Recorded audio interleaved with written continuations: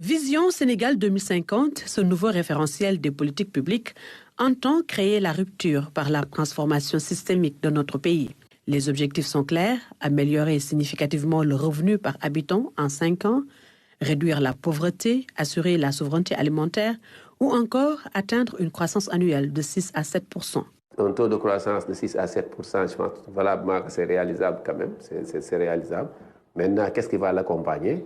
C'est ça ce qui est essentiel. Et quelles sont maintenant les perspectives pour le futur, pour le Sénégal? Donc je pense que l'essentiel pour les Sénégalais et pour le Sénégal, c'est déjà de disposer d'un cadre de travail qui pourrait servir de cadre commun à tous les acteurs économiques. Et ce cadre-là, maintenant, pourra être amélioré avec les inputs que les uns et les autres pourront apporter. Et de façon inclusive, on aura un cadre très performant qui permettra à ce qu'on puisse quand même commencer le travail de façon sérieuse et méticuleuse. Cette approche va définir une nouvelle carte des territoires à travers la construction d'infrastructures dans tout le pays.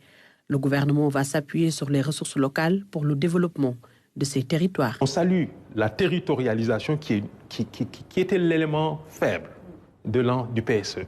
Parce que quand on a modélisé la DGPPE, quand la DGPPE a modélisé ce qu'on appelle les contraintes, on les a hiérarchisées. On avait vu qu'on était exposé effectivement aux fluctuations du baril, des importations de produits alimentaires, mais on avait vu que les territoires n'avaient pas de capacité, mais on ne l'avait pas adressé. Et ce plan adresse ce problème. Et le secteur privé a un rôle essentiel à jouer dans la réussite de ce projet. Nous avons l'économie en main. Donc il faut qu'on puisse, avec la volonté de son Excellence, M. Bassirou Diomaye Faye, de dire que je vais réserver au secteur privé national tout ce qu'il sait faire. Et je vous promets, il nous promet, on l'attend, de faire une loi d'orientation, de souverainisme économique. Mais ça, il faut qu'on soit préparé. Justement, l'État compte mettre en avant le secteur privé. Un certain nombre de filières ont été clairement identifiées pour l'appuyer. L'État a beaucoup essayé en 60 ans d'impulser le développement. Cette fois-ci, il s'agira d'un État stratège et qui va mettre le secteur privé au devant et l'appuyer. Mais pour ce faire, il faut que l'État lui-même assainisse ses finances de sorte à pouvoir appuyer le secteur privé. Et de ce point de vue-là, en étant réaliste, je disais tout à l'heure le concept « doomed to choose », c'est-à-dire condamné à choisir.